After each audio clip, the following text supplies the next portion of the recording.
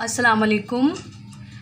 Today I will discuss about defect of materials and the thermodynamics of defect.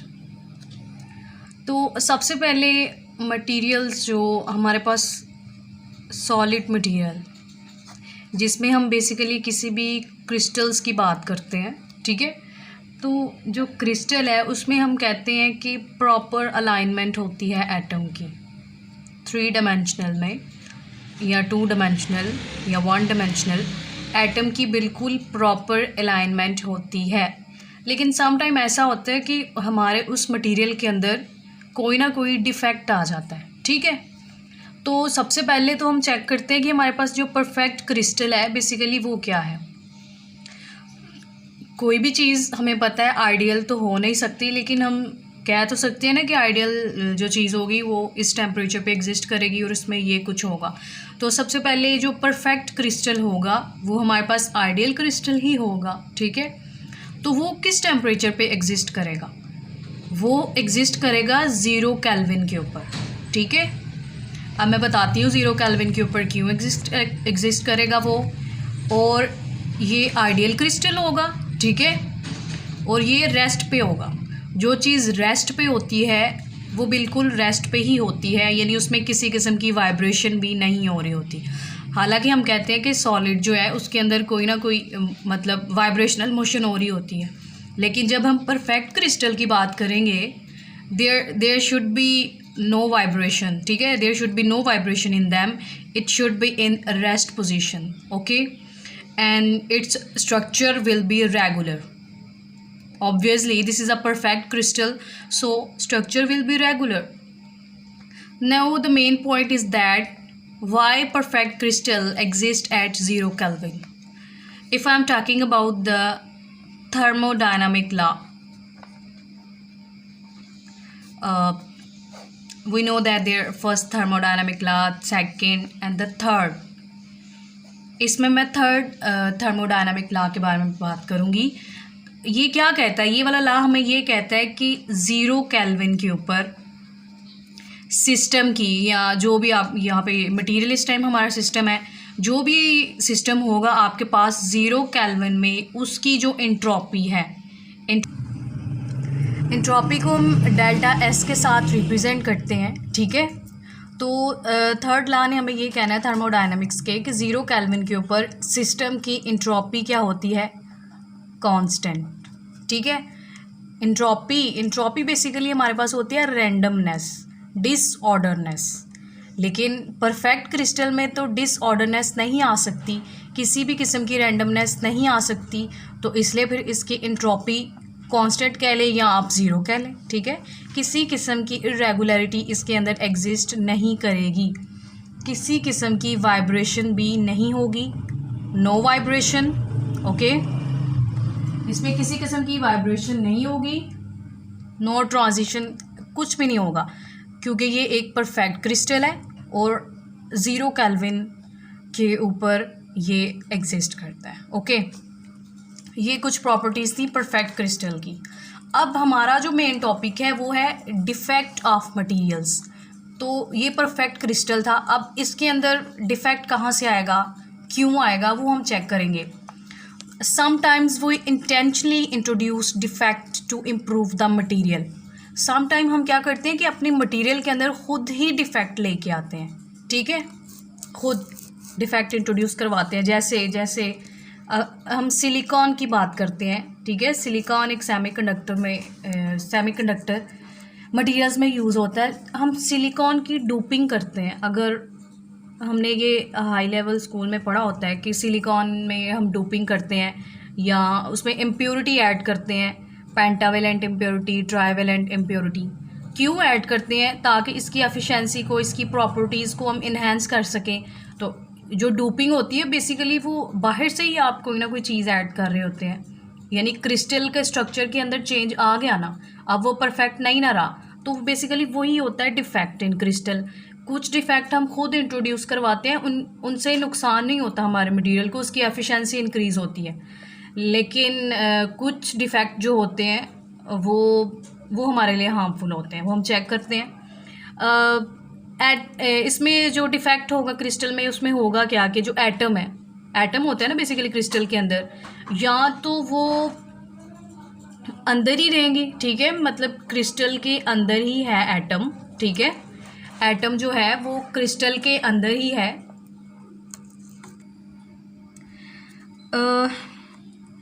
Atom for example ये यहाँ पे atom पड़े हुए थे, लेकिन ये एटम यहाँ से उठ के यहाँ पे चला जाए, तो ये क्रिस्टल के अंदर ही रहा है ना, हमने बाहर से तो कोई चीज़ ऐड नहीं की। तो इसका मतलब है कि sometime defect within atom भी हो सकते हैं, विद इन अ क्रिस्टल भी होंगे।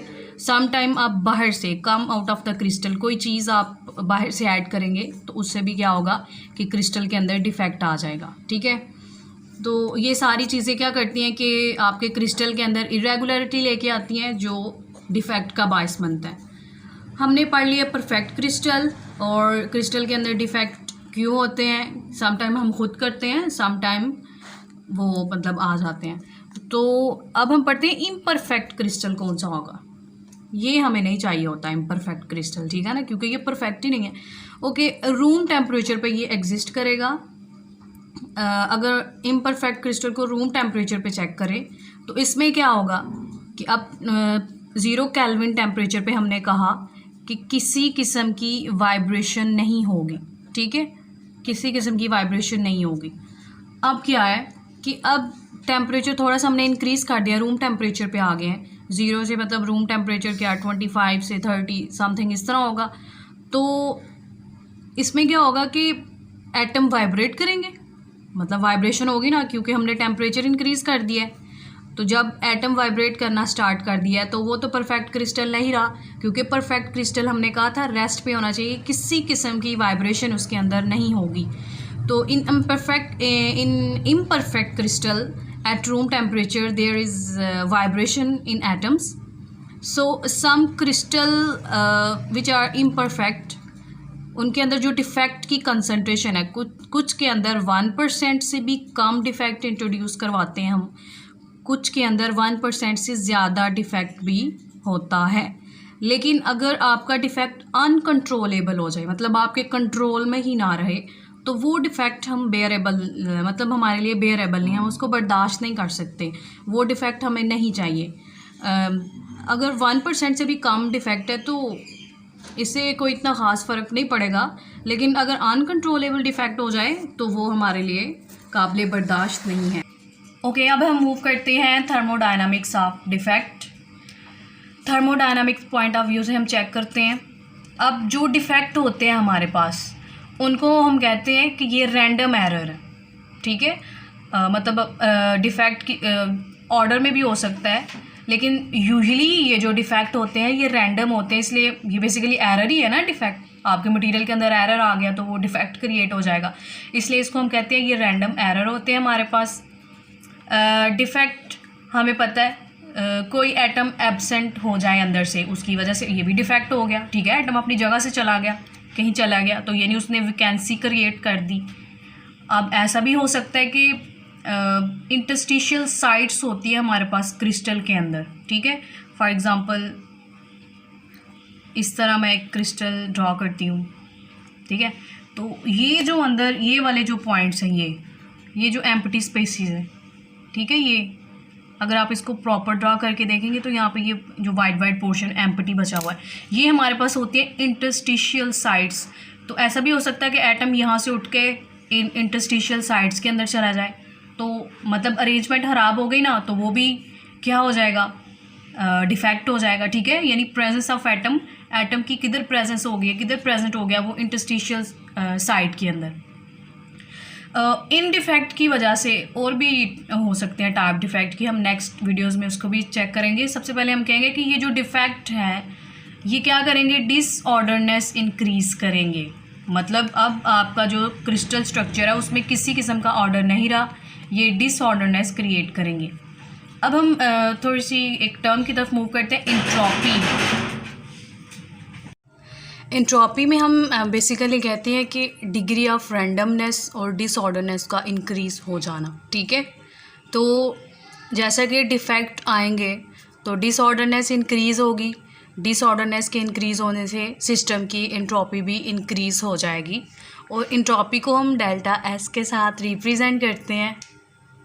कुछ डिफेक्ट हमारे पास ऐसे होते हैं जो स्टेबल होते हैं, ठीक है। डिफेक्ट हम बेसिकली जो थर्मोडायनेमिक्स एक्सप्लेन कर रहे हैं ना, ये डिफेक्ट के लिए एक्सप्लेन कर रहे हैं।